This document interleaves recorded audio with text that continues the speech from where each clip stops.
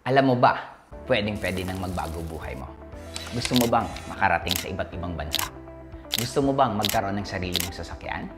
Or gusto mo rin ba magpatayo ng sarili mong bahay?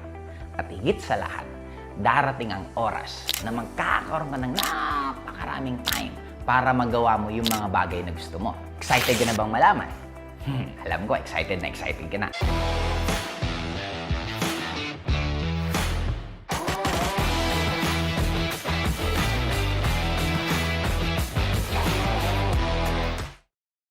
Actually, ang purpose ko bakit ko tinuturo is for you to level up how to multiply your money. Simulan natin, classmate, para mas maikilan tayo na we need to understand na may tinatawag na dalawang klaseng income.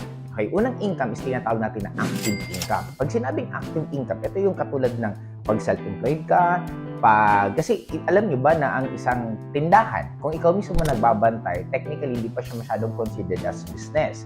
Considered siya self-employed. Kaya dapat maintindihan natin na itong tinatawag na active income. Pag nagtatrabaho ka, kung ano yung effort na ginagawa mo at may perang kapalit, ang tawag doon active income. Kasi syempre gumagalaw pa katawan mo. Ito yung tinatawag na no work, no pay. Ngayon, may pangalawa naman tayong tinatawag na income. Ito yung tinatawag na passive income. Ito naman yung kahit halos wala ka nang ginagawa. Ibig sabihin, currently mayroong kang apartment. Yung apartment, may nagre-rent sa'yo. That is considered as passive income. May investment ka. Yung investment mo, kumikita ka ng pera. That is passive income. I'll just give you example. Ang McDonald's, ang nakaisip ko ng concept ng McDonald's na si Ray Kroc, he is earning 5% sa lahat ng franchise ng McDo. Ibig sabihin, kahit ngayon patay na siya, still kumikita pa rin siya kasi yun ang naging setup. Parang FPJ sa atin, di ba? Pansin nyo, ang probinsyano ni Coco Marti, kumikita ang FPJ production yon. Si FPJ mismo patay na. Pero sinong nakikinabang ng royalty is yung family niya. And kaya normal lang po na kumikita ka na kahit wala kang ginagawa. Okay. Ngayon, itong pag-uusapan natin, na pinaka dapat mo pong maintindihan. Una, nag-save na ka na ng pera. Ngayon, nare-realize nyo ng pagkakaiba ng active at passive income. Sunod na kailangan nyo nang gawin is lakihan nyo yung tinatawag na psychological capacity nyo. So, lakihan nyo yung wallet nyo ng tungkol sa pera. Kasi pag mas malaki siya, mas magsisipag ka. Kasi itong nakita kong difference sa mga taong lalong yumayaman, mga taong exposed sa pagiging mayaman at compared sa mga taong hindi. Kasi sa atin, sa ginagawa ko po, marami po akong mga namimit na mga tao na dating mahirap na kumita ng malaki. Ang pagkakaiba nila, pag dating mayaman, na bumagsak at kumita, lalong nagsisipag, lalong nanggigigil, lalong gumagaling. Ang galing talaga sa mahirap pag kumita, makabayad lang yan ng mga payables nila, makabayad ng pagkain, kuryente, relax na yan. Tapos ang tendency gagawin yan, hanggang may pera yan, relax lang yan. Pag naubos ang pera, relax pa rin yan. Pag nagkabaon-baon na sa utang, saka palang ulit magsisipag. In short, that is the difference bakit ang mayaman lalong yumayaman. Kasi ang mayaman, pag kumikita, lalong nagsisipag, lalong ginagalingan.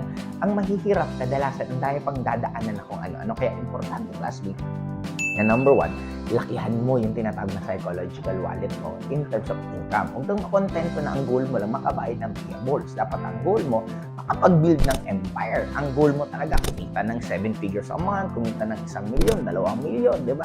Lakihan mo na kasi pareho din lang naman nag-e-effort. Second, kailangan mo syempre i-develop yung skills mo. Kailangan yung skills mo, mag-aakma siya doon mismo sa goals mo. Kung gusto mo maging mayaman, dapat the way gumalaw, the way mag-isip, mga binabasa ng mayayaman, nakakapunta ka sa lugar ng mga pinupunta ng mayaman, may mga kaibigan ng mayaman. In short, kailangan yung skills mo naka-align din dun sa gusto mo. Okay. Sumunod, na kailangan mo nang gawin, ito na yung ginagawa ko ngayon. You need to monetize everything na ginagawa mo. Kasi honestly, classmate, ako lahat ng galaw ko, talagang I'll make it sure na kumikita ako. Kasi sayang eh. Ganon din lang naman. Diba? Dulo, classmate, gusto ko lang maintindihan na sana i-maximize nyo oras nyo na huwag nyo gawin yung mga bagay na hindi magpapasok sa inyo ng pera. Ang pinaka-focusan nyo yung mga bagay na magpapasok sa inyo ng pera kasi yun ang pinaka-importante. Last but not the least, classmate, system. Build a system.